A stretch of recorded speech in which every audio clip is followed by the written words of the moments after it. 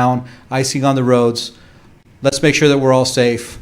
Stay home if we can. That being said, we'll leave it off for the next segment. Thank you so much for being here, and we'll be back with you next Friday at the same time. Have a great weekend. Thank you so much.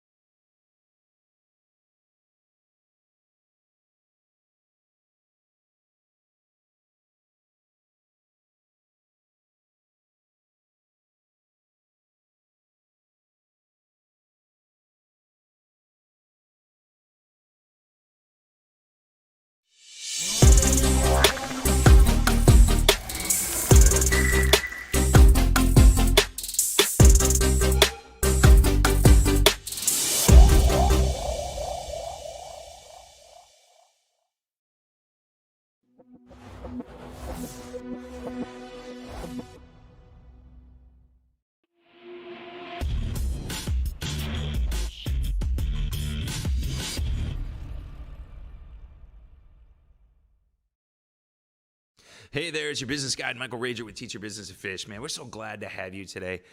It's just amazing. Hey, Jonathan, I'm getting a lot of feedback in here. I'm echoing myself. So we're really glad to have everybody on here and see what's going on. Maybe there we go. I think that's going to do it. We had somebody on camera right before us. So we're going to come in here today. We want to talk about journey. Everybody, we're all always looking at the destination and, where we want to go, setting our goals and going there. But what's it about enjoying the journey? I pulled out the business book today, Marlin Magazine. I was leading in the back, getting some new business ideas, and it was on the back. The back, I think it was who was it? Skip Smith was talking about fishing the world and the places we can be going around the world and the things we need to do and the journey that we have. And as those of us when we started, man, I had no idea when I started my journey into working that I was ever going to do some of the things I did. I remember one day I was on my boat with my mom, and she asked me what I was going to do. I was like 12 or 13, and I told her I was going to scuba dive and I was going to do stuff with fish and all this. And she's like, "Yeah, sure you are." And I did, and it was amazing that I did that. I became a dive master. I was a environmental consultant and worked on some major pipelines here in the U.S. and did some stuff on there. But I never thought I'd have been working in the oil and gas business, ever. If you would have talked to me about that, I never would have happened. And our guest today, David Smith. David Smith, Jesus, come on, Rager. David Murphy, he's over laughing at me. I don't know. He's laughing in the corner. I can see him. David Murphy. We were out having cigars about a week or so ago, right? It was about that time, and I was hearing his story, and we're going to start with a little bit today, man, because the journey that people go on from where they think they're going to go and where they end up is two totally different things. We've got all these things that we want in life and the things that we're trying to accomplish, and how does it happen, and how do we end up getting where we are, and how do we enjoy it? And that's what a lot of the things that I see right now is I see a lot of people aren't enjoying the journey. There's a lot of complaints what's going on, COVID and this and this and that. But how many of you guys are taking the time to enjoy your kids, having them home and doing these things? I was talking to a friend of mine, Jason Jimenez, the other night, and he's going to be a guest here in a few weeks. But he was talking about how since COVID happened, he and his wife are strategically taking long weekends or longer weekends with their kids, since they don't have to be in school, and they're being able to do some things and go out and educate and spend time and making memories with them. So it's enjoying the journey. We've all heard the cliche, if life gives you lemons, make lemonade. Well, this last year gave us something that was just kind of off track that nobody expected. And what did you make of it? And that's the things that I want you guys to be looking at. I'm talking to a lot of my clients right now about that. What are you taking your business and what are you turning it into, and why are you doing it? But how are you also enjoying the journey and enjoying where you've been and having fun with what you're doing? Because that's a lot of what I'm doing. Those of you guys that are following me, we were talking blue ocean strategy in a networking call yesterday. We're talking how things are different in that blue ocean strategy. If any of you guys ever follow it in the marketing side, it's right up the teach your business to fish thing. It's saying, okay, here's this bait ball, and what happens in that bait ball is you start getting tuna and mackerel and stuff coming in, eating the bait and tearing it apart, and then the sharks come and the whales come and the dolphins, and it starts tearing everything apart. And what happens is there's no real intrinsic value in the bait ball anymore. And what you get is you got a lot of competition, and a lot of competition in business is on price. You've got to, as a business owner, go create your own blue ocean, because that other one's full of blood and guts and all this other stuff. You got to create a spot where you shine and nobody else sees you. And, people are asking me, that's why I did what I did. That's where I came with the teach your business to fish thing. I can guarantee you there's nobody else out there right now using the fishing analogies and stuff to, teach business owners about building their companies. And it's really interesting, and a lot of things will come up. Again, David, my guest today, he introduced me to a guy named Eric the other day. Eric, God, he just came up with this idea of protecting tarpon or reintroducing tarpon and getting the populations back up on the south coast of Texas. And he threw it out on Facebook, and it's been like 2 weeks, and the guy's got like 1,200 followers, and he's got people all excited and he's raised money to go start the non-for-profit, and just all these things that were happening. It's like he came back and said, look, this is the journey that I want to go on. This is what I want to do. This is what I want to enjoy, because these are the things that we enjoy in life. And that's what I want you guys to be thinking of today when we talk to David, because I'm telling you, he's going to share some things, as he describes himself now. He's that big city lawyer with a small town feel. He wants to be that lawyer that you're going to go sit out and have a cup of coffee or a cocktail with and just sit and talk, because you guys can talk business and you're that good friend. And that's the kind of practice he and his team are building, and that's what we want you to see. But I'm going to tell you, when we get talking about it, it's been an interesting journey. He's laughing over me in the back. There's going to be some interesting things you're going to hear today, and it's going to be exciting to hear how a life moves from what we think it was to where we are. So we good, Jonathan? We're going to poke it on out. All right, so we're going to poke out. We're going to go to commercial right now. We're going to bring back on David Murphy at Murphy's Law, and we're going to talk about the journey of becoming an entrepreneur. This is Mike Rager, your business guide. Go out there, be real success. We'll be back in a minute. COVID-19 transformed the way we do business. Now more than ever, fast lead generation and customer retention will determine if a business survives or not. The Now Media Video Business Card is designed to be sent using your smartphone. It's the next generation business card that will open the door for you while keeping social distancing. The Now Media Video Business Card is affordable for anyone from startups to multinational companies and is already being used by hundreds of businesses. Stay open, stay in business. Call us today.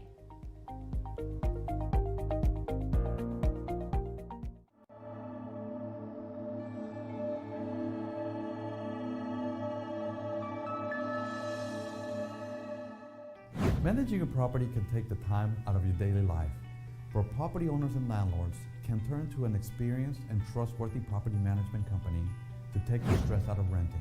LDAP Management Services can make all the difference in renting a home, whether you are a landlord or a homeowner living in the U.S. or overseas. We can monitor the status of your rental property, and we can take care of any maintenance requests you may have. From accounting to tenant screening and maintenance services, we take care of it without you worrying about it.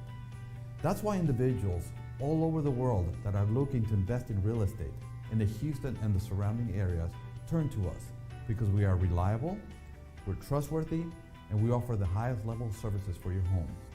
And if you're thinking of buying, selling, or leasing a property, LDAP Management Services can help you find that next great investment in the Houston and the surrounding areas by seeking properties and on and off the MLS. LDAP Management Services has been awarded the Award of Excellence by the BBB 6 years in a row, including 2 Pinnacle Awards, which is the highest award given. Additionally, having been a part of NARPM for well over 12 years, including the presidency of the Houston chapter in 2018. Call LDAP Management Services today at 281-894-8659 and let us take on the task of managing your properties with the highest level of standards.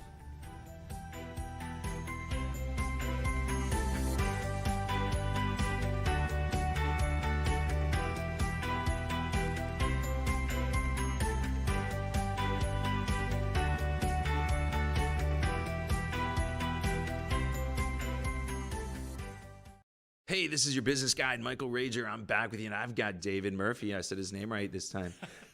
David, how you doing today, my friend? Well, Mike, thank you very much for having me. Oh, man, it's awesome. It's awesome. All right, so I want to talk a little bit about your journey. I mean, we had, I know it's a big one. It's a long one. It's an interesting one. But, I mean, you went from rock star to real estate star to attorney, man. How did that happen? So I've always been, since I was a little kid, I've always been interested in music. Grew up here in Texas, up in Dallas area, and before my cap could hit the ground, I was in a U-Haul van going to California. I was going to be a rock star. I swear that was what was going to happen. I tried and did the whole thing out there. Had a blast. Spent 6 years trying to make things work, and then looked up and said, okay, how did I find myself in real estate in all this process? But I did. Well, let's go a little bit more on the rock star side. I mean, you got to play with some cool people. Meteorologist, and I'll repeat my remarks in Spanish. We're here to talk about the weather, and weather impacts our region hasn't seen since 1989. To be clear, what we're about to see is not your typical annual hard freeze. This is a historic cold spell that has the potential of causing tremendous disruption to our region and of being potentially deadly. Models are predicting a variety of scenarios with mixes of snow, freezing rain, sleet. The outcomes, though, are just from bad to worse in their ranges, with the potential, very likely potential, of multiple days well below freezing. If we get enough frozen rain, that could weigh down power lines and tree limbs. If we get enough bad weather, that could mean our roads become impassable. Unfortunately, our neighbors upstate in the Dallas area have already shown us a preview of what we could see here. A devastating 133-car pileup in Fort Worth yesterday killed 6 people and injured many others. Our infrastructure here in Harris County, in this state really, we are not built for this. We in our region do hurricanes. We don't do Arctic blasts. And so we're going to need your help to make sure that we recognize the limitations of our infrastructure and we prepare accordingly so that we don't have the deadly type of situations we saw in Fort Worth. I'll talk about this in a minute, but the bottom line is this. Wherever you are on Sunday evening, prepare to stay there until at least Tuesday morning. This is a serious situation. And so today's message is about urging everybody to take action right now to prepare. Our team has been working hard over the past week. On Sunday, we will formally activate our Emergency Operations Center here, but we are in touch with partners and we're working around the clock. We're in touch with law enforcement, the Red Cross, TxDOT, the City of Houston, of course, the mayors of the smaller cities, neighboring counties, etc. We will open warming sites throughout Harris County for people to use as a last resort, and we'll announce details of those in the coming day or so. Our homeless outreach teams are fully staffed at the county. They're proactively communicating with the homeless population. We'll be seeking people proactively in need of shelter, handing out blankets and jackets, and offering rides to our shelters. Sunday, Monday, and Tuesday, all Harris County vaccination and testing sites will be closed. TxDOT expects to treat roads Friday and Saturday. They have to wait for the roads to dry. The Toll Road Authority, the Harris County Toll Road Authority, is also making precautions so that roads can be closed and treated. The precinct commissioners have been working on the county roads. We're doing all of this, but I want to make sure to stress that treating roads doesn't mean we can safely drive during the weather we're about to see. A treatment will lower a freezing point, but not low enough to where it needs to be to sustain the type of weather we might expect based on what the models are projecting. In terms of power, we're in touch with CenterPoint. They're closely monitoring any impacts and getting ready to respond, but we also have to recognize that this is a regional event. It's not just Harris County or neighboring counties. It's affecting a large swath of our state. So all of these workers and folks who are going to deal with the electricity and the water are going to be stretched thin. So we're prepared to do our end and thinking about the worst case scenario. But the time for the community to prepare is now. Time is running out to prepare, and we need you to prepare. Temperatures will drop precipitously Sunday night. Ahead of Sunday, make sure you have what you need. Chargers, food, water, blankets, flashlights, medicine. Bring your pets inside. Protect your plants. This is also a good time to locate the main shutoff valve for your home, for the water in case of pipes bursting. Stay informed. Monitor the local media. This is a fast-changing situation. No model is perfect, and all of us are watching multiple predictions. So stay tuned, and we will be sharing information as we get it. I just want to make sure that everybody knows if the models are right, we're about to see an incident the likes of which we have not seen in 30 years. A very high probability of power outages, dangerous conditions outside, road closures. It's the same type of thing we would see in a Category 5 hurricane. It's a serious event, and we want to treat it the same way we would if a hurricane were to forecast and here. The good thing is we have that muscle memory. We know what we would do if a hurricane, Category 5 hurricane were coming our way. So this weather is proof we need to prepare year-round, and we need to do the same kinds of things we would do: food, water, monitor local weather, and just prepare to be wherever you're going to be on Sunday night. Prepare to be there for at least Monday, perhaps into Tuesday, and we're going to keep watching the weather. So thank you for doing your part. We need everybody's help with this. Mayor, thank you for your partnership. Thank you, Judge, and we find ourselves standing together again, but instead of this being hurricane season, welcome to the Valentine's Day situation. So it's a fantastic way to show some love. But thank you for your leadership, and let me just ditto everything that you have said. For us, the critical period, of course, will be Sunday night, through Tuesday. So listening to the National Weather Report, and I know Jeff Linder can further elaborate on it. On Monday, situation could be 14 degrees on Monday morning with a chill factor of 4, and then 7 degrees on Monday with a chill factor of 4, and on Tuesday morning, 14 degrees with a chill factor with a wind chill factor of 2. That's cold. And it has been 30 years since we've had those type of temperatures. So we're going to be focusing on Sunday night, all the way through Tuesday. Let me just start off by saying that for city employees, all employees working remotely under emergency telecommuting programs will continue their normal work schedule, working remotely. And then with respect to Tier 3, non-essential employees, and Tier 2 will not report to work on Monday, February the 15th, and Tuesday, February the 16th, but will plan to return to work on Wednesday, February the 17th. So the employees for the city of Houston that are scheduled to report will be Tier 1, but Tier 2 and Tier 3 will not report Monday and Tuesday.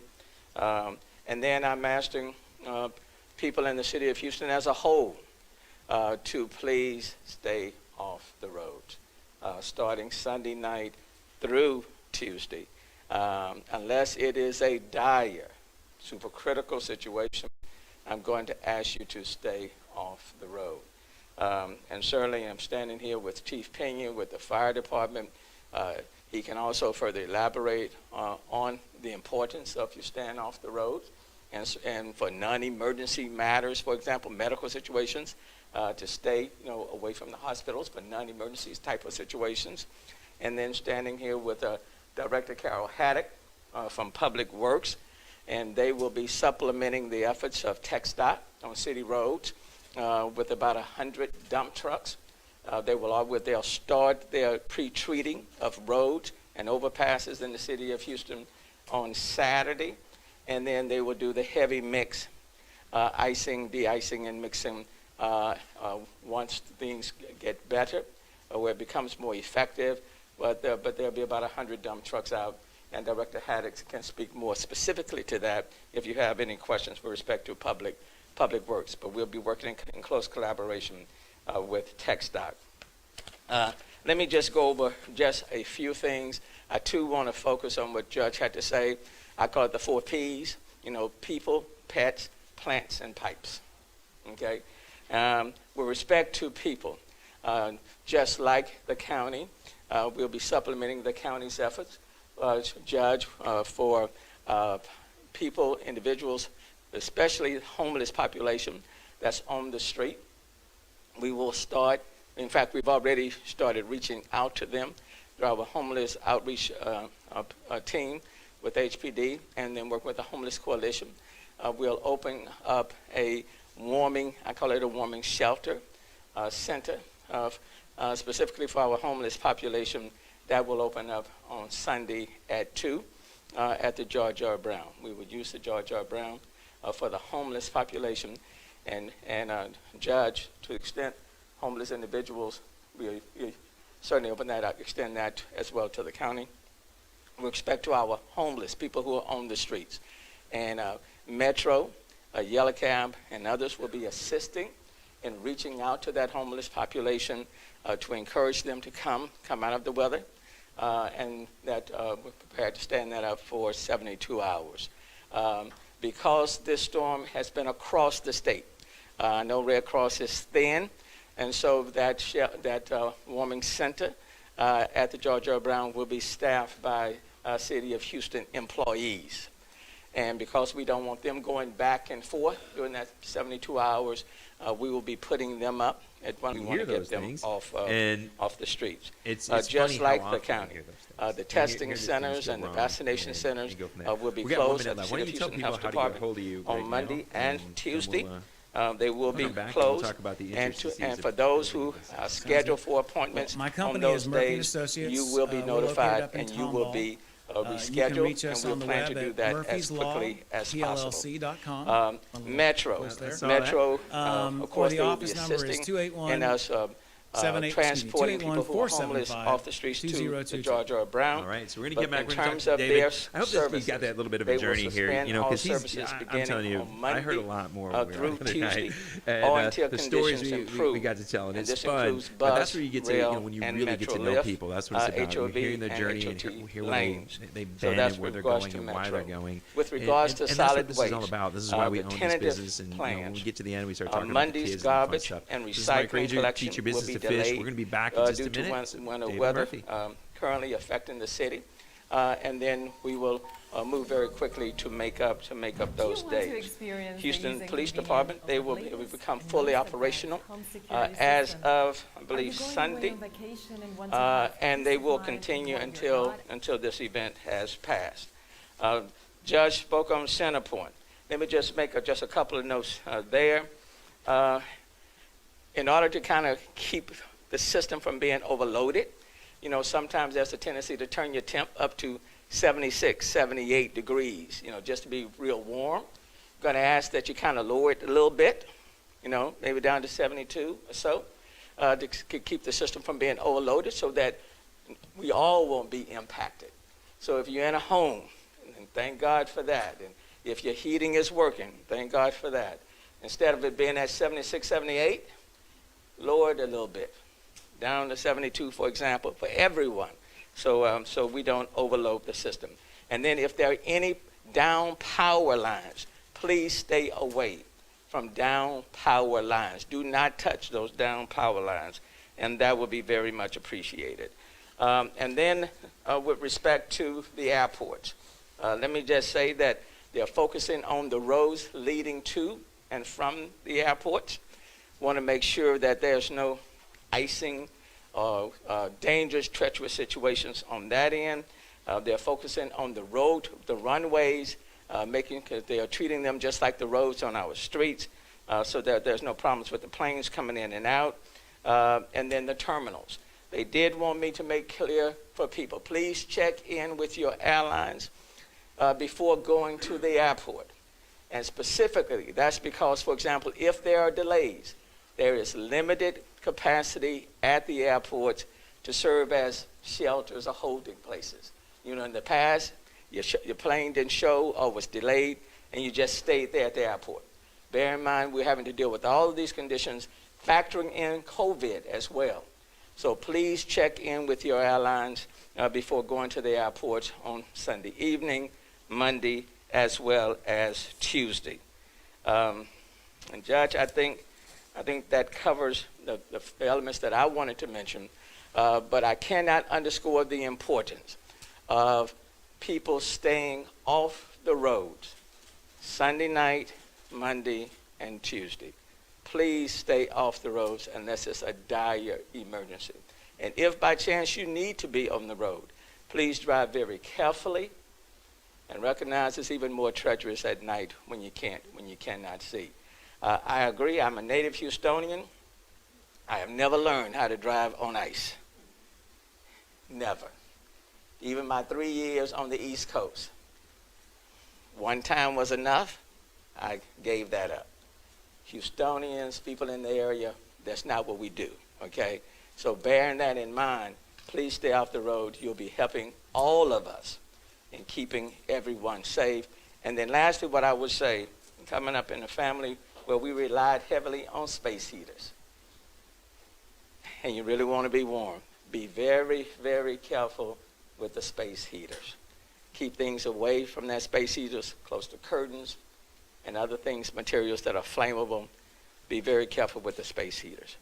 Be very careful, for example, with trying to use your stove as a way of warming yourself up. Carbon monoxide and things of that nature. Be very careful. Be very careful bringing in barbecue pits close to your home and using those things as heaters. I say all of those things because anecdotally, I'm familiar with all of them. So please, please be very careful. We don't need any unnecessary fires. And then above all, even with our utilizing the shelter, the George R. Brown, we will be exercising all of the COVID protocols, providing people with the mask, keeping people socially distanced. All of those things still apply. So thank you, Judge, very much. All right, good afternoon. We're facing a kind of double header, if you will, in weather. One is the cold and the cold air that is going to come with this, and this is going to be extreme cold. This isn't your normal cold air outbreak down here. You know, as you heard the mayor and the judge say, we're talking lows into low teens, wind chills down into the single digits. This is extreme for our area. And those precautions for the cold weather need to be maximum precautions. What you normally do out there when we're talking 25, 28 degrees, you need to go above and beyond that for this event to try to minimize property damage as much as you can. As far as the winter precipitation goes, we do expect winter precipitation in some form. It could be freezing rain, it could be sleet, it could even be snow, it could be all three on Monday, starting Sunday night going into Monday. I will underscore again, do not travel during that time. Stay where you are and plan to be at that location by dark fall Sunday night, all day Monday, and into Tuesday. It is imperative that you prepare over the next 48 hours to be stuck at that location and not on the roadways when we have winter precipitation. The other thing to underscore is this is going to be a long duration event. It is not going to be one day, it is not going to be one night, it is going to be multiple nights and multiple days. And we're going to have to take a look at a little bit later as we get into Monday and Tuesday what the rest of the week is looking like and how we warm up and how quickly we warm up and when we will melt. And I want to caution you on one other thing. On Monday, you may wake up and look outside and it looks wet. When we have freezing rain is not snow. It's clear. It's going to look wet. Do not go get in your car and think you can drive, because a lot of places are going to have ice on Monday morning. And so do not be fooled by the look of pavement, that it may look wet, and it's actually ice. And in this situation, unlike most winter weather events we deal with here, it is going to be more than the bridges and the overpasses. Potentially surface streets, sidewalks, and parking lots could all be impacted with the winter precipitation.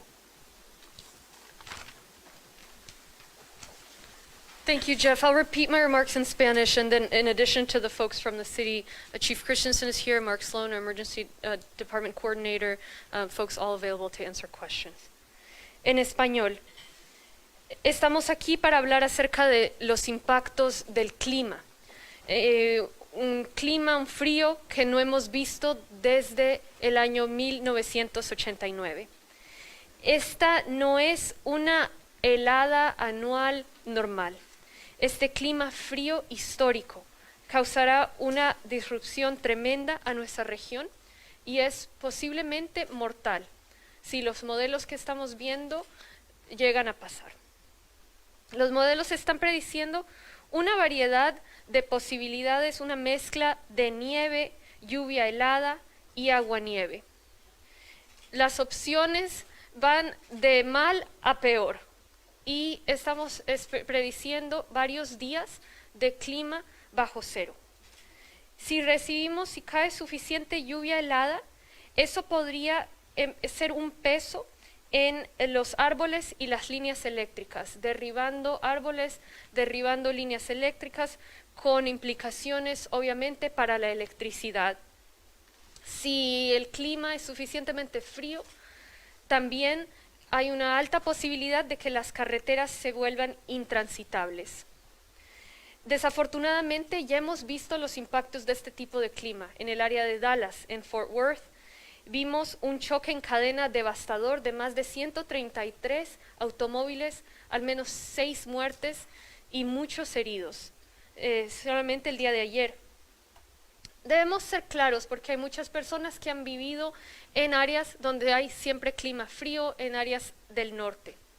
Nuestra infraestructura aquí en esta región, específicamente nuestras carreteras, no han sido construidas para sostener este tipo de clima. Nuestra infraestructura está preparada para los huracanes, pero no está diseñada para poder conducir cuando hayan estas temperaturas, ese tipo de nieve o lluvia helada sobre las carreteras. Lo más importante que quiero comunicar el día de hoy es, sea donde sea que esté, el domingo en la tarde, domingo en la noche, planee permanecer allí hasta el martes, empezando el domingo por la noche. Veremos temperaturas muy bajas, drásticamente bajo cero. Esta es una situación seria y quiero pedirle a todos el día de hoy que por favor tomen acción, porque necesitamos que todos se preparen para el clima que viene a nuestra región.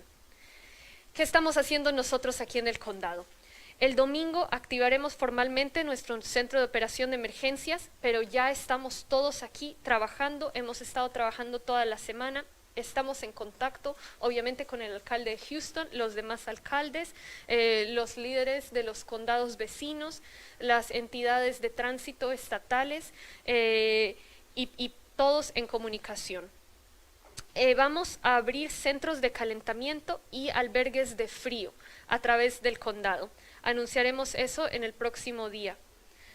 Nuestros equipos que trabajan con las personas sin hogar están activadas, están preparadas a contactar a las personas sin hogar, a llevarlas a centros de calentamiento, asegurarse que tengan chaquetas, que tengan lo que necesiten para poder sobrevivir a este tipo de clima. Las sedes de vacunación y las sedes de pruebas del condado Harris estarán cerradas domingo, lunes y martes. En cuanto a las carreteras y las vías, TxDOT, el Departamento de Tránsito del Estado, estará tratando las calles, las carreteras viernes y sábado. Están esperando simplemente a que deje de llover para poder tratar las carreteras.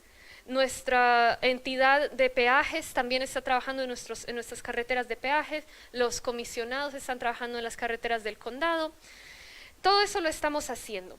Pero para ser claro, esto permitirá que de repente la temperatura de congelar se baje un poquito, algunos cuantos grados. Pero aún con el trabajo que estamos haciendo, no va a ser posible, no va a ser seguro el usar las vías como lo hacemos normalmente. Va a haber mucho hielo, muy resbaloso, y por eso estamos pidiendo a todos que se preparen para estar fuera de las vías domingo por la noche, todo el día del lunes, inclusive tal vez el martes, dependiendo del clima. Estamos en contacto también con CenterPoint en cuanto a la electricidad. Están monitoreando impactos, listos para ayudar si caigan estas vías. Pero hay que tener en cuenta que este clima frío está impactando no solo el condado Harris y los condados vecinos, sino la región entera, inclusive otros estados. Entonces, los mismos trabajadores, que de hecho les va a quedar difícil llegar a responder si se va la luz, están trabajando en toda la región. Entonces hay que prepararse para la posibilidad de no tener electricidad horas o inclusive un par de días. En cuanto a qué pueden hacer ustedes, todos los miembros de este condado Harris, el momento de prepararse es ya, hoy mismo. Se nos está acabando el tiempo para hacer las preparaciones. Empezando el final del domingo, domingo en la noche, van a caer esas temperaturas drásticamente. Entonces, antes del domingo, asegúrese que tenga cargadores, comida, agua, medicina, que sus mascotas estén dentro de casa. Todo lo que necesite para permanecer en casa varios días. Puede proteger sus plantas también. Ese es el momento de identificar dónde puede desactivar el agua si es que se explota una tubería en su casa. Importante también, manténgase al tanto de los medios de comunicación. Todo esto está cambiando, nosotros daremos información en cuanto la tengamos, pero tenemos que estar todos muy pendientes de los medios de comunicación.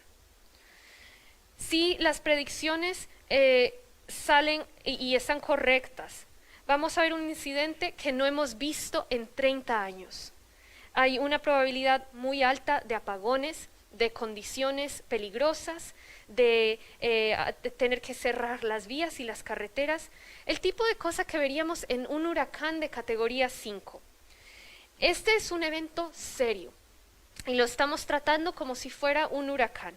Lo bueno es que tenemos esa experiencia, lo hemos hecho antes, sabemos qué hacer, entonces intentemos recordar eso, tener todas las provisiones, estar preparados y saber que va a ser un día de amor y la amistad, algo extraño, todos en casa, especialmente por la noche y también el lunes y entrado el martes. Seguiremos aquí trabajando para proteger a la comunidad y pedimos que todos por favor nos ayuden también. Those are my remarks. We will take questions now. Okay, I got some questions from other outlets. Let me just pull them out. They just sent them to me. Give me 1 second. Okay. I think you already answered to some of them. I'm just going to read them. Okay, Houston Press is asking, how will the upcoming storm affect the city of Houston and Harris County vaccination efforts? Have any scheduled vaccination appointments been canceled or postponed at this time? Harris County is closing its vaccination sites Sunday, Monday, and Tuesday. We knew this weather was coming, so we front-loaded the vaccinations for those days today and yesterday. We simply didn't make appointments for those days knowing that we were going to have weather. Mayor, I don't know if you have something to add. And the city of Houston closed its vaccination and testing for Monday and Tuesday, and we also scaled back anyway on Monday and Tuesday. I think there are only about 100 appointments that we had scheduled that will be rescheduled. So we have done that. And I want to acknowledge, where's Chief Bunick? There he is, with OEM here today. Thank you. Okay, KTRK had the same question, and he had a second question, which is related to vaccinations. They asking, do you have any advice for private, like Walmart, CVS hospitals, or hospitals in our region on what their vaccination plans are? Look, we're asking everybody, these models can always change, right? There's a cone of uncertainty in some way. It's different. It's not like a hurricane where we see the range. We just see different models. But they tend to agree that we're going to have very, very low temperatures Sunday night, Monday, and Tuesday. And if that pans out, we're not going to want to encourage people to go out, even to get a vaccine. It'll be a situation where driving itself would be life-threatening, like what we saw in Dallas. So right now, we're asking folks to prepare for not being able to go out safe. You have to go to the hospital because for an emergency. That's the kind of folks that we only want on the road, and we're making precautions to try to escort ambulances, try and make it safe for them. But it's very probable that our roads are going to be impassable if you want to avoid the type of situation we saw in Fort Worth. I think you already answered to some of the other questions. I'm going to jump to ones that they're asking in Telemundo in Spanish. You mentioned a little bit of that, but I think it's good to kind of do that remark in Spanish. La pregunta es, ¿qué planes tienen las autoridades respecto a centros de calefacción? ¿Habrá distanciamiento social o límite en el número de personas adentro? La otra pregunta es, ¿qué plan tienen para pacientes quienes esperan recibir sus vacunas de COVID-19 en la ciudad y condado?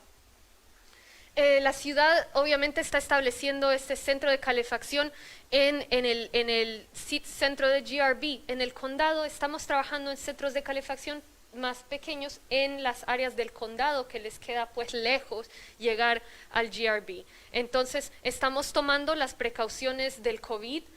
Son esos albergues, son albergues de últimos recursos para personas sin hogar, para personas que realmente no tienen opción para calentarse, y tendremos más detalles en las próximas 24 horas. Pero es difícil, hay que aceptarlo, el tener que albergar gente y a la vez lidiar con este virus. Estaremos tomando todas las precauciones que ya pues hemos podido implementar en situaciones tipo huracán. En cuanto a las sedes de prueba y sedes, las sedes de vacunación específicamente, no vamos a vacunar a nadie, el condado Harris no va a vacunar a nadie domingo, lunes ni martes. Sabíamos que venía este clima, entonces lo que hemos hecho es, hemos agendado a las personas de domingo, lunes y martes para hoy y el día de ayer. No hemos tenido que cancelar citas y pues estamos planeando, viene otra ráfaga de frío, es posible que tengamos que volver a hacer esto entrada la próxima semana, pero ya veremos esa situación.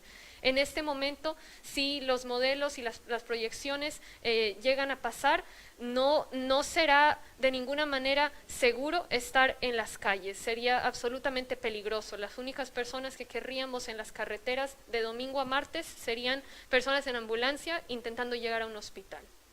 Sabemos que, como lo dijo el alcalde y como lo dice usted, están pidiendo que las personas no viajen de lunes a martes. Hay 2 días laborales a pesar de que el lunes es festivo. ¿Existe alguna recomendación que le pudieran dar a los empleadores que tal vez a sus empleados les exigen que acudan a sus trabajos esos días?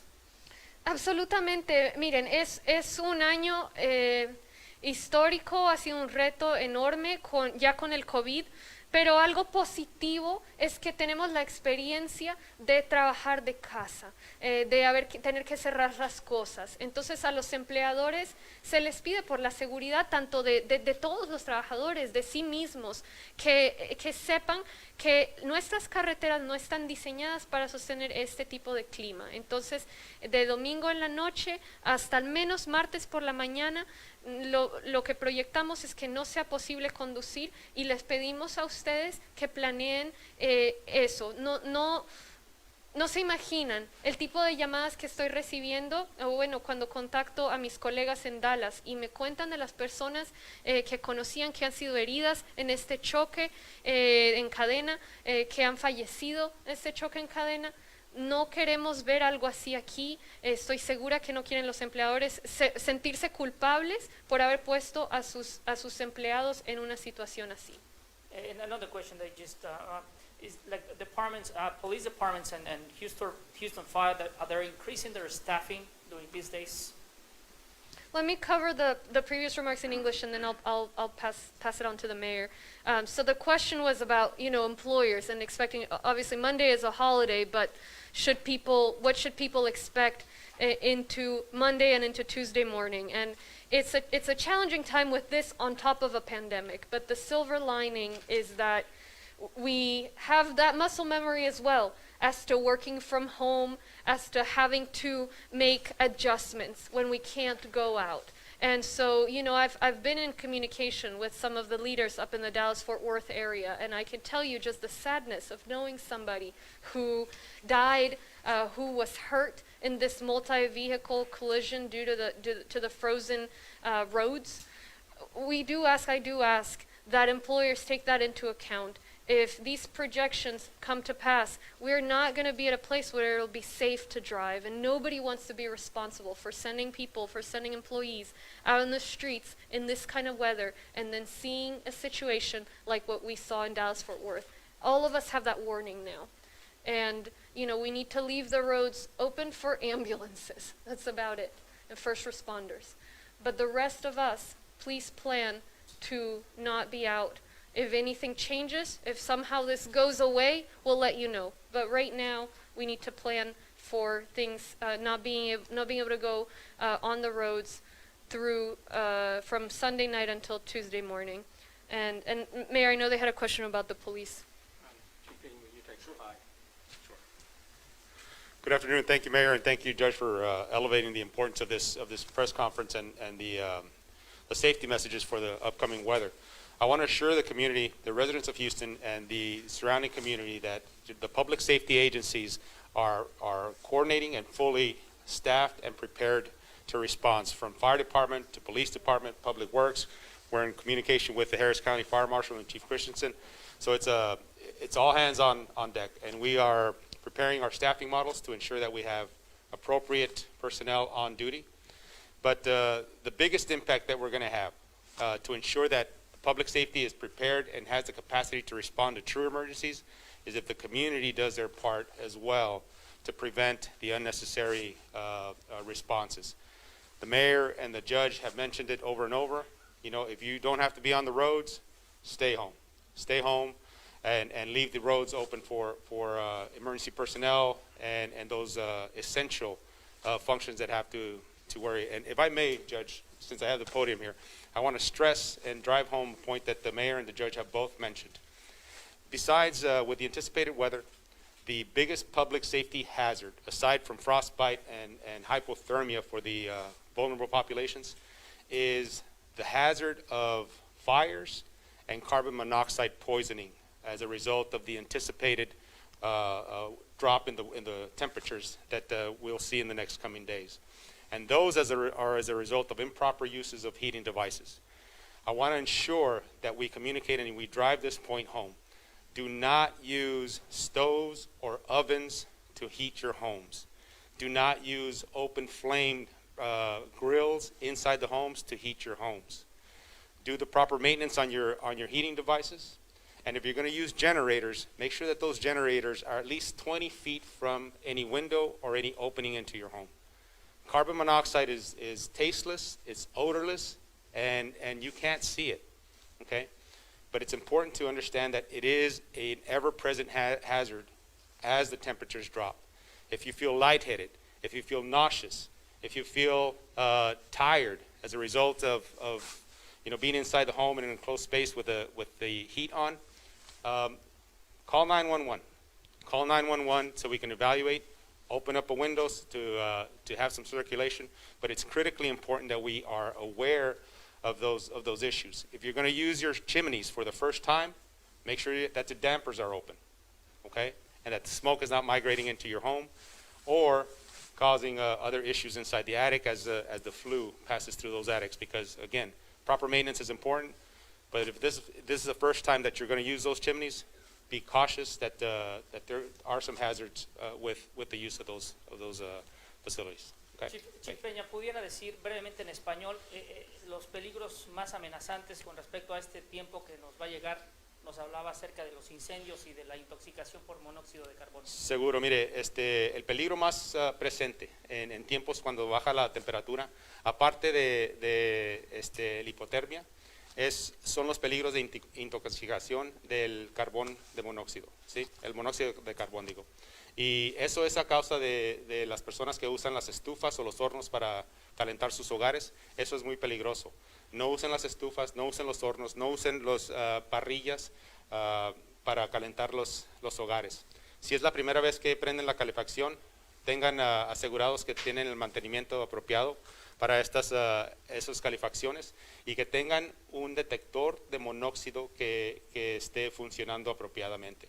Es muy importante que nosotros sepamos los síntomas de intoxicación de monóxido de carbón. Mire, dolor de cabeza, vómitos, náusea. Esos son síntomas primarios de una intoxicación de monóxido de carbón. Y si tienen esos síntomas, recomendamos que salgan afuera, que abran unas ventanas y que llamen al 911 para una evaluación. Sí.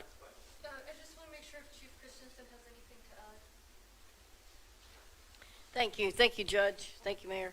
To reiterate what Chief Pena was saying, we're definitely worried about fires in homes and in residences. I also want to remind those residents that maybe live in what we call multifamily, whether you live in a condo, apartment complexes, those things. We get very comfortable that our smoke detectors work, that our batteries are new, and we don't check those regularly. And I know we talk a lot about that, but we want to remember that this is a time we may see more fires in your residence or place that you're at. No, 2 ways out. Check your smoke detectors. If you have carbon monoxide detectors, check those batteries as well. But no, 2 ways out, and have a meeting place for your family. One of the things that we're most concerned about is if there is a fire, you go back in to rescue a family member and something were to happen. But just to reiterate what Chief Pena was saying, remember those heating devices, you're going to be bringing your pets in because we know pets are cold outside, so we're encouraging you to bring those in. If you're going to put heat lamps over those pets and maybe put blankets, make sure you're keeping that distance because those heat lamps can start fires. I know we have a lot of students and things that work with animals, and you want to remember that as well because when you bring those animals in close to the home and you use those heat lamps, we're worried about that as well. And just to talk about the chimneys and the heating appliances, remember, we're all home more now, and so we tend to have more stuff probably around the house than we did before, more school papers, more things like that. Think about where you're setting those heaters up in your home, those space heaters and things like that, so that we have 3 feet around those things and that we have enough space so that we don't have the fires that occur when you go to bed at night. Try to remember to have heat detectors and heaters that have tip over protection. If they were to fall over, would they cut off? And want to reiterate, I know it's cold at night. Grab some extra blankets, but please unplug those space heaters if you can, because we want to make sure at night you're safe and you wake up safe in the morning with your family. Thank you. Sure. I wanted to mention the issue that we're going to see, and I anticipate we'll see, is the freezing of the pipes. Some of the recommendations that we have are make sure you know where the main shutoff is for your main water supply into your homes, okay? We're going to see drops in temperature below freezing. The water inside those pipes are going to freeze, and you won't notice it until it starts to thaw out. Make sure you know where the main water shutoff are. But some of the precautions there is ensure that the pipes are insulated properly and wrapped properly. The cabinets under your sink, if you can leave the cabinets open so the warm air can circulate around those pipes, that would help to ensure that they don't freeze over.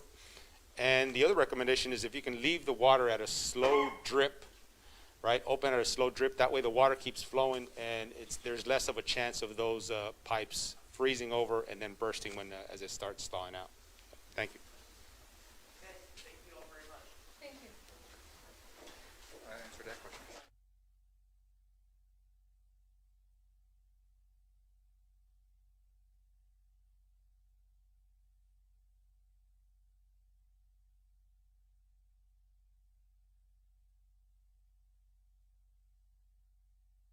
Heraldo Radio.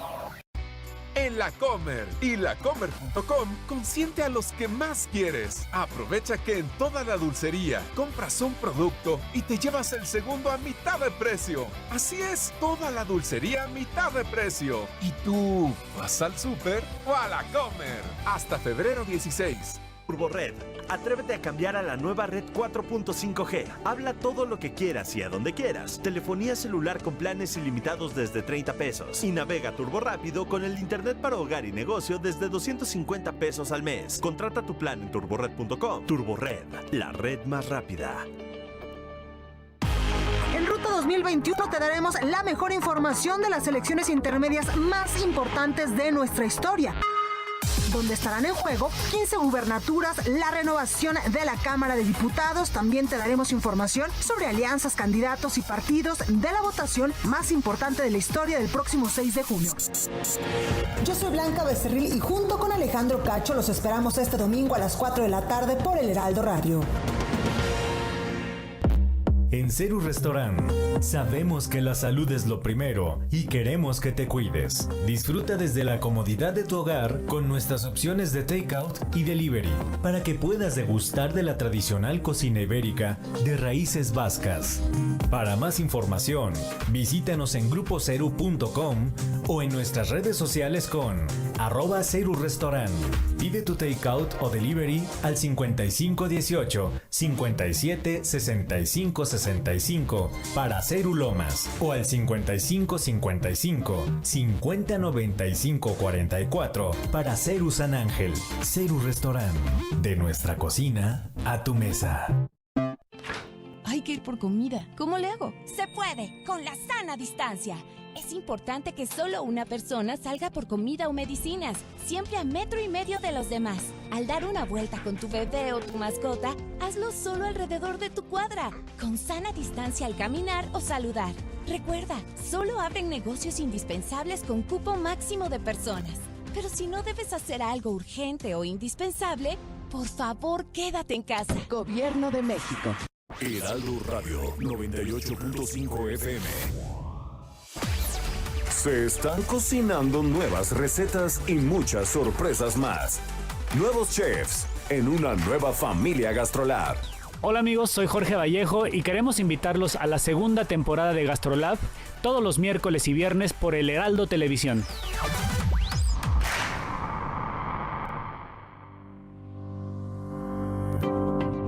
Suscríbete ya al Heraldo de México, el diario que piensa joven, y descubre los grandes beneficios de ser nuestro lector. Entéate de las noticias más relevantes hasta la puerta de tu domicilio u oficina. Escríbenos a suscripciones @heraldodemexico.com o al WhatsApp 56211 85064. El Heraldo de México.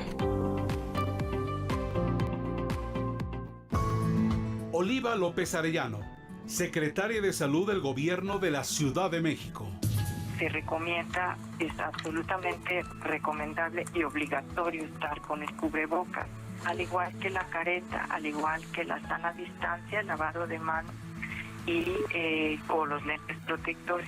¿Por qué? Porque en este momento ya conocemos que hay muchas personas que son asintomáticas, es decir, no tienen síntomas o son presintomáticas, van a presentar la enfermedad, pero todavía no se expresan sus síntomas y ya pueden contagiar. Eso no lo sabíamos al principio, en este momento sí, y es una protección importante del colectivo. Si todos usamos cubrebocas, nos protegemos unos a otros. Sí sirve, yo me lo pongo. Heraldo Media Group. Ahora sabemos que en México somos 126.014.024 habitantes, de los cuales 48.8% son hombres y 51.2% son mujeres. Gracias por participar en el censo. Los resultados están en inegi.org.mx. ¡Consúltalos! Censo de Población y Vivienda 2020. INEGI, Conociendo México. En la app o en lacomer.com, como te gusta te llega. Haz tus compras desde donde estés. Solo en La Comer en tu casa. Como te gusta te llega.